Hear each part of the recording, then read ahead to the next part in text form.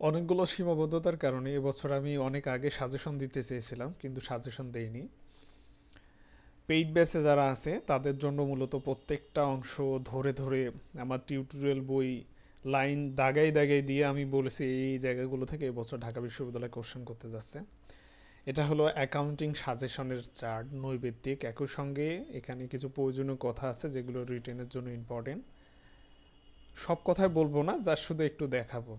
বিগত 2 বছর ধরে আমি এই সাজেশনটা দিয়ে আসতেছি। বিগত বছরের যে সাজেশনগুলো আছে সেই সাজেশনগুলো লিঙ্ক আমি এখানে দেব বা কমেন্টে দেব, দেখবেন। তো আমি যেভাবে বলবো সেভাবে অলমোস্ট ইনশাআল্লাহ কোশ্চেন আসবে। মাত্র 9টা টপিকস, এখানে 9টা টপিকস আছে। 9টা টপিকস থেকে অলমোস্ট আমরা 9-এর উপরে বেশি কোশ্চেন কমন পাবো। এর মধ্যে কিছু বাদ যাবে, কিছু মানে ইম্পর্টেন্ট রেগুলার অধ্যায়, আর কিছু একটু কাহিনী আছে। যেমনটা আমি বলছি রেওয়ামিল, এবছর রেওয়ামিল থেকে 100% কোশ্চেন পাবেন। এভাবে এবছর এই রেঞ্জে কোশ্চেন করতে যাচ্ছে ঢাকা বিশ্ববিদ্যালয়। এখানে আমি 9টা কোশ্চেনের কথা বলছি। খুব বেশি চেঞ্জ যদি না হয়, হাতে গোনা 2-1টা শুধু চেঞ্জ হবে। আর এছাড়া অন্য অন্য জায়গা থেকে কোথা থেকে কোশ্চেন আসতে যাচ্ছে, টোটাল এখানে 12টা কোশ্চেন এমসিকিউ এবছর ঢাকা বিশ্ববিদ্যালয়ের এখানে আমি বের করে দিয়েছি আমার পেইড বেসিস ছেলে মেয়েদের জন্য। আরও ডিটেলস বলছি। এছাড়া টার্গেট বইটাতে এই চার্টটা আমি সংযোজন করেছি। এখানে অনেকগুলো ব্যাখ্যা আছে। যখন এই ভিডিও বড় হয় তোমরা শিক্ষার্থীরা ভিডিওগুলো দেখো না, কিন্তু বাস্তবিকতে এই যে 1-2 মিনিটে আমি কি বুঝাবো বলো? একজন টিচার যিনি কিনা 2 থেকে 3 সপ্তাহ ধরে কোশ্চেন করেছে, হ্যাঁ, তার কোশ্চেন আসলে তাকে তাকে নিয়ে গবেষণা না করে, কোশ্চেন বা সাবজেক্ট নিয়ে গবেষণা না করে, বা কোশ্চেন আসলে কিভাবে হতে পারে এর যে একটা নির্দিষ্ট ধাঁচ আছে, প্যাটার্ন আছে, ওইটা উল্লেখ না করে আমি কিভাবে 2-1 মিনিটে নামমাত্র সাজেশন দিতে পারি? এই যে আমি সাজেশন দিয়ে দিলাম, এর ব্যাখ্যা বিশ্লেষণ কি তোমরা চাও?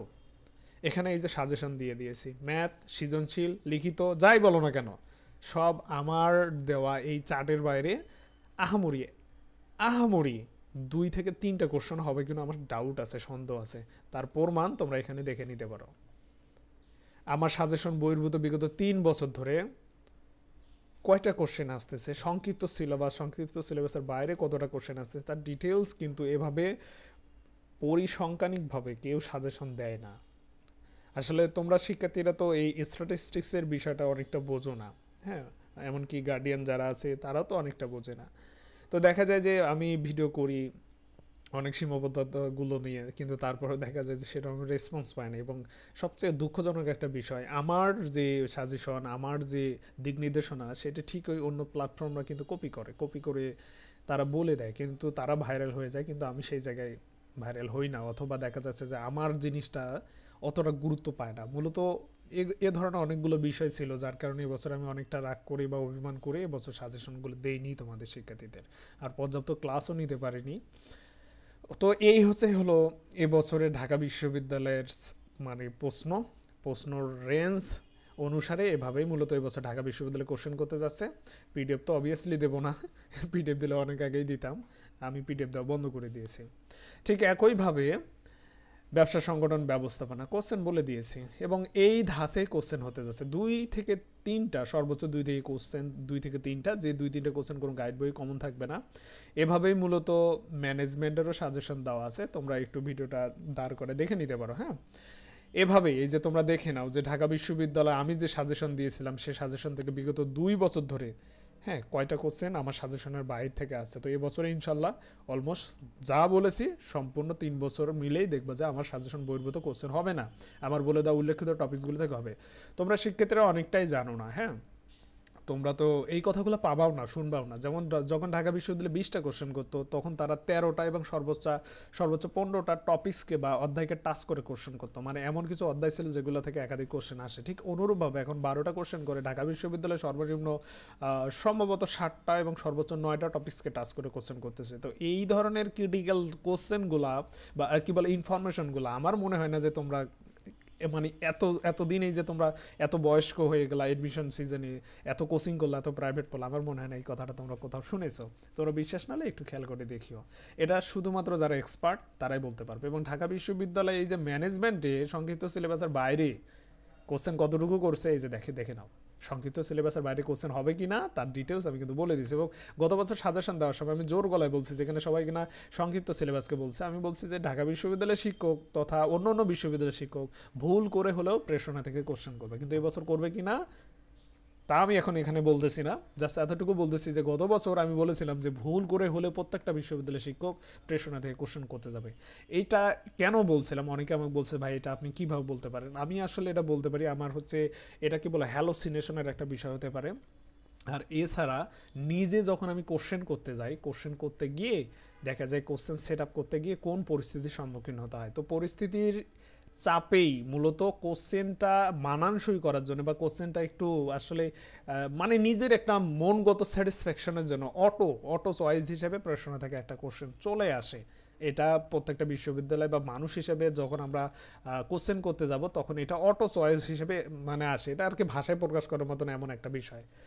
তো এই দৃষ্টিকোণ থেকে কিন্তু আমি যেখানে সবাই গত বছর বলছিল যে সংক্ষিপ্ত সিলেবাসের বাইরে কোশ্চেন হবে না, এটা সেটা হ্যান ত্যান, কিন্তু আমি জোর গলায় বলেছিলাম। আমি কিন্তু ওই প্রুফগুলো দেবো এই ভিডিও ডিসক্রিপশনে, তারপরে হচ্ছে কমেন্টে কিন্তু ওই ভিডিওগুলো আমি খুঁজে কিন্তু কমেন্টস করে দেবো, তোমরা দেখে নিবা গত বছর কীভাবে ব্যাখ্যা দিয়েছে। ভিডিওগুলো একটু বড়, কিন্তু ওই যে বললাম তোমরা দেখবা না, তোমাদের ছোট ভিডিও চাই, অল্পতেই বেশি চাই, কিন্তু কিছু কিছু বিষয় আছে যেখানে তোমাকে ধৈর্য ধারণ করতে হবে, যেখানে তোমাকে সময় দিতে হবে। মার্কেটিং বিগত 2 বছর ধরে যে কয়েকটা টপিক্সের কথা বলছি, কয়টা 7টা, গত বছর 7টা কেন 3টা থেকে অলমোস্ট 100% কোশ্চেন কমন। এবছরও সেম, সংক্ষিপ্ত সিলেবাসের বাইরে ইনশাল্লাহ এবছর কোশ্চেন হবে না, যদি হয় কোথা থেকে করবে এই যে বলে দিয়েছে, সর্বোচ্চ যদি কোশ্চেন করে ব্যবসা পরিবেশ থেকে এবছর একটা কোশ্চেন আসতে পারে, এটা নিয়ে ব্যাখ্যা দিয়েছি, সে ব্যাখ্যা তো তোমাদের সময় শোনার সুযোগ নাই। অনুরূপভাবে এই যে সিলেবাসের বাইরে কোশ্চেন মানে আমার সাজেশনের বাইরে কোশ্চেন হয়েছে কিনা, আমার সাজেশনের বাইরে মার্কেটিংয়ে কোনো কোশ্চেনে হবে না, নাম্বার 1। নাম্বার 2তে আমরা আসি সংক্ষিপ্ত সিলেবাসের বাইরে কোশ্চেন করেছিল কিনা। হ্যাঁ, এর আগের বছর 25% সংক্ষিপ্ত সিলেবাসের বাইরে কোশ্চেন করছে, কিন্তু 2021 ব্যাচে নো, 2022-23 নো, সংক্ষিপ্ত সিলেবাসের বাইরে কোশ্চেন করবে না। স্বাভাবিকভাবে সংক্ষিপ্ত সিলেবাসটায় তোমরা মার্কেটিংয়ের ক্ষেত্রে জোর গলায় পড়তে পারো, কোনো সমস্যা নেই। ওকে, ফাইন্যান্স, এটা নিয়ে কী বলবো। ফাইন্যান্স, তোমরা আসলে ফাইন্যান্স নিয়ে অনেকগুলো কথা বলার আছে, আমি শুধু শর্টকাটে এতটুকু বলি। ফাইন্যান্সের যে সাজেশনটা, হ্যাঁ আমি বিগত যে 2 বছর দিয়েছিলাম সেটাতে আমি সঠিক কম্বিনেশন করতে পারিনি, কিন্তু এবছর আমি কম্বিনেশন করতে পারছি। কিন্তু দুঃখজনক এগুলো সত্য, ফাইন্যান্সের অনেকগুলো অধ্যায়, সেই অধ্যায়গুলো থেকে ঢাকা বিশ্ববিদ্যালয়ে একটা প্রবণতা দেখলাম, তাহলে এলোমেলোভাবে ফাইন্যান্স থেকে কোশ্চেন করে, এবং সেই এলোমেলোর পরিব্যাপ্তিটা সর্বোচ্চ এই 12টা টপিক্স রিলেটেড হতে পারে, অর্থাৎ এই 12টা থেকে অলমোস্ট 70% প্লাস কোশ্চেন এই 12টা টপিক্স রিলেটেড জায়গা থেকে আসবে। কিন্তু এখন ওই যে বললাম আমি যে ঢাকা বিশ্ববিদ্যালয়ে যখন তারা 20টা কোশ্চেন করতো তখন তারা সর্বোচ্চ 15টা টপিক্সকে টাচ করে কোশ্চেন করতো, সর্বনিম্ন 13টা, এবং অনেক সময় কখনো 11টাও দেখেছি। কিন্তু যখন 12টা করে কোশ্চেন করতে তারা আসছেন, তারা দেখা যাচ্ছে যে সর্বোচ্চ 9টা এবং সর্বনিম্ন 6টা, এবং এমনকি মার্কেটিংয়ের ক্ষেত্রে 3টা দেখলাম। মার্কেটিংয়ের ক্ষেত্রে আসলে এটা মানে অন্য একটা সিস্টেম, সবসময় ব্যতিক্রম কিন্তু মানে থাকে, ব্যতিক্রম একগুলো বিষয় থাকে না সাবজেক্ট ওয়াইজ, বিষয়টাও হচ্ছে অমরই। তবে অ্যাকাউন্টিং ম্যানেজমেন্টের ক্ষেত্রে আমি যেটা বললাম সেটা, মার্কেটিংয়ের ক্ষেত্রে আমরা ব্যতিক্রম কিছু লক্ষ্য করতে পারি, কিন্তু ফাইন্যান্সের ক্ষেত্রে যেটা দেখা যায়, ফাইন্যান্সের ক্ষেত্রে ওই সেম একই কথা, কিন্তু এলোমেলোভাবে কোশ্চেন করে। যে জায়গায় অন্য অন্য সাবজেক্টগুলোতে একটা ধারাবাহিকতা আছে, কিন্তু ফাইন্যান্সের ক্ষেত্রে ধারাবাহিকতা নেই, হাতে কোনো কয়েকটা টপিক। যেমন আমি যদি তোমাদের বলি ফার্স্ট পেপারের প্রথম মানে লাস্ট থেকে প্রথম 3টা অধ্যায়, যদি ওখানে বলি দীর্ঘমেয়াদী অধ্যায় একটু গ্যাপ যাচ্ছে, কারণ তার আগে হলো মূলধন ব্যয় নামক একটা অধ্যায় আছে, এই অধ্যায়টা।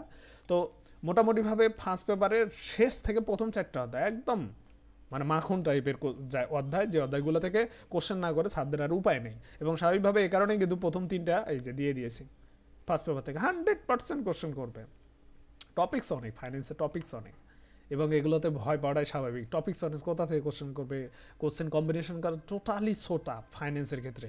সেই জায়গায় 3য় বছরে এসে আমি বেস্ট কম্বিনেশনটা করছি, এবং আমি আমার ছেলে মেয়েদের বলে দিয়েছি এই টপিক্স থেকে এবছর কোশ্চেন আসতে যাচ্ছে, এবং এটাই হবে ইনশাল্লাহ। হাতে কোনো 2-1টা বাইপাস হয়ে যাবে।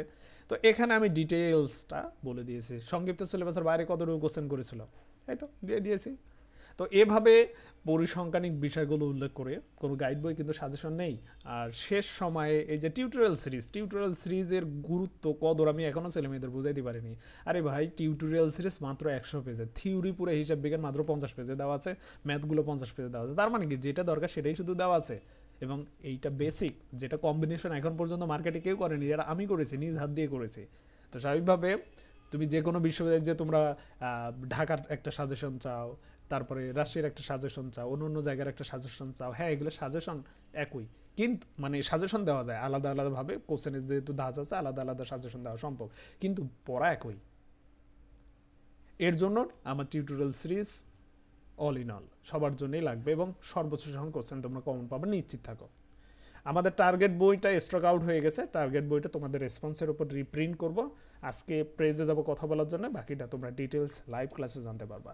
তোমরা এই যে সাবজেক্টগুলা এগুলো নিয়ে আরও ডিটেলস জানতে চাও কিনা কমেন্ট করে জানাবে ইনশাল্লাহ। এবং আমি এখানে যা দেখালাম এই পিডিএফ তো দেবো না, বলে দিলাম, এভাবেই কোশ্চেন হতে যাচ্ছে এবছর, বাকিটা মিলাই নিও এক্সাম হলে। আর বি ইউনিটের কোশ্চেন যেটা দেখে আমি বুঝলাম, যেহেতু ফ্যাকাল্টি আলাদা, স্বাভাবিকভাবে তাদের ইম্প্যাক্ট আমাদের উপর পড়বে কিনা আমি জানি না, যদিও মনে হয় না পড়বে। তবে হ্যাঁ, গত বছরের তুলনায় এবছর ঢাকা বিশ্ববিদ্যালয়ে নতুন কোশ্চেন করার প্রবণতা বেশি থাকবে, কারণ এর আগের বছর দেখা যাচ্ছে 12টা কোশ্চেনের মধ্যে 9টা কোশ্চেনেই বিগত সালে, 9টা 10টা কোশ্চেনে বিগত সালের কোশ্চেন। তো স্বাভাবিকভাবে এবছর বিগত সালের কোশ্চেন কমিয়ে তারা নতুন কোশ্চেন দেওয়ার প্রবণতা থাকবে। তো যেটাই দেখ না কেন টিউটোরিয়াল সিরিজ থেকে কমন আসবে, এবং যেটাই দেখ না কেন আমার বলা সাজেশনগুলো থেকে আসবে। এভাবে ঢাকা, রাজশাহী, চট্টগ্রাম, জিএসটির সাজেশন দেওয়া সম্ভব, আমার পেইড বেসে সেই সাজেশনগুলো দেওয়া হবে। এই এতটুকুই, আমি এবার ফ্রিতেই সব কিছু দিতেছি না। সবাই ভালো থাকবা, সুস্থ থাকবা, আল্লাহ হাফেজ। ব্যাখ্যা চাইলে তোমরা কমেন্ট করো।